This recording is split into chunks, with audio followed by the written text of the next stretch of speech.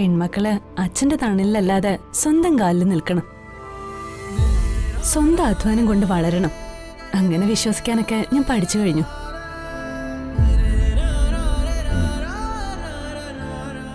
ഈ അവസ്ഥയിൽ നിനക്ക് ഒരിക്കലും വളർച്ച ഉണ്ടാവില്ല.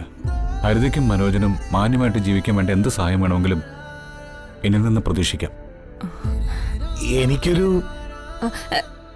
എനിക്കൊന്നും വേണ്ടെന്നല്ലേ പറയാൻ തുടങ്ങിയത്. തൽക്കാലം ആ നിലപാട് തന്നെ മതി.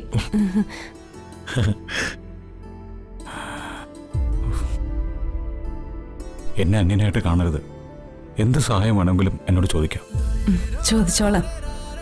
എല്ലാത്തിനും ഒരു സമയമുണ്ടല്ലോ. ഇപ്പോഴത്തെ അവസ്ഥ സ്വയം അനുഭവിച്ച് തീർക്കാനുള്ളതാ.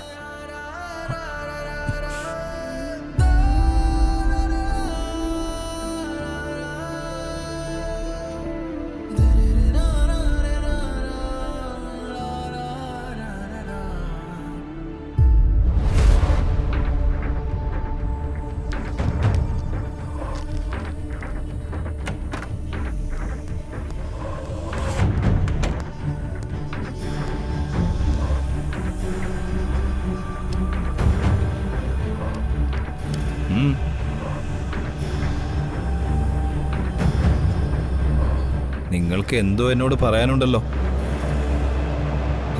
നിങ്ങളെന്റെ സഹായികളാണ്, വെറും ഗുണ്ടകളല്ല. പറയാനുള്ളത് പറയാം, അതിന് യാതൊരു മടിയും വേണ്ട. കമോൺ. പറയുന്നത് ബോസിന് ഇഷ്ടപ്പെട്ടില്ലെങ്കിൽ വെട്ടൊന്ന് തുണ്ടം രണ്ടെന്ന പക്ഷക്കാരനാണ് ഞാൻ, പലപ്പോഴും പല കാര്യത്തിലും. പക്ഷേ എനിക്ക് വേണ്ടി ആത്മാർത്ഥമായി പണിയെടുക്കുന്ന നിങ്ങളെ ഒരഭിപ്രായം പറഞ്ഞതിന്റെ പേരിൽ ശിക്ഷിക്കത്തക്ക വിവരക്കേടൊന്നും എനിക്കില്ല. എന്നിട്ട് പേടി മാറിയില്ലേ? എങ്കിലേ ഒരു കഥ പറയാം.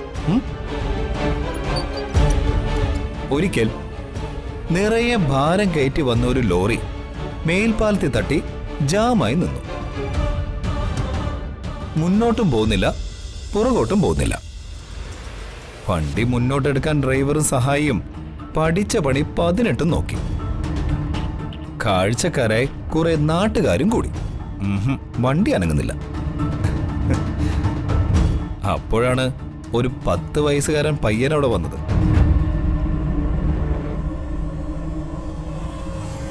ടയറുകളിലെ കാറ്റ് കുറേശ്ശായി തുറന്നു വിട്ടാൽ മതി, വണ്ടി നീങ്ങുമെന്ന് ആ പയ്യൻ വിളിച്ചു പറഞ്ഞു. ഡ്രൈവർ അതുപോലെ ചെയ്യുകയും ചെയ്തു. വണ്ടി മുന്നോട്ടെടുക്കാനും കഴിഞ്ഞു. മുതിർന്നവർക്ക് തോന്നാത്ത ബുദ്ധി പാവ പയ്യന്റെ തലയിൽ ഉദിച്ചു. ഡ്രൈവർ അതിനെ മാനിക്ക കൂടി ചെയ്തപ്പോഴാണ് പ്രശ്നം ഒതുങ്ങിയത്. അതുപോലെ എന്റെ മനസ്സിൽ ഏതെങ്കിലും ഭാരവണ്ടി നീങ്ങാതെ കിടപ്പുണ്ടെങ്കിൽ ശരിയായ അഭിപ്രായം പറഞ്ഞ് നീക്കിവിടേണ്ടത് നിങ്ങളുടെ കൂടി ഉത്തരവാദിത്തം. ബോസ്, മരുന്ന് കമ്പനിക്ക് വേണ്ടി വാങ്ങിയ ഭൂമി ഭാര്യയുടെ പേരിൽ. ആ വസ്തു ഉടമസ്ഥനെ കൊല്ലാകൊല ചെയ്തിട്ടാണ് ആ പത്രത്തിൽ ഒപ്പിട്ട് വാങ്ങിയത്. ബോസിന്റെ കല്യാണം കഴിഞ്ഞതല്ലേ ഉള്ളൂ. ഭാര്യ വിശ്വസിക്കാൻ കൊള്ളാവുന്നതാണോ അല്ലയോ എന്നറിയാതെ വസ്തു അവളുടെ പേരിൽ എഴുതി ഒട്ടും ശരിയായില്ല.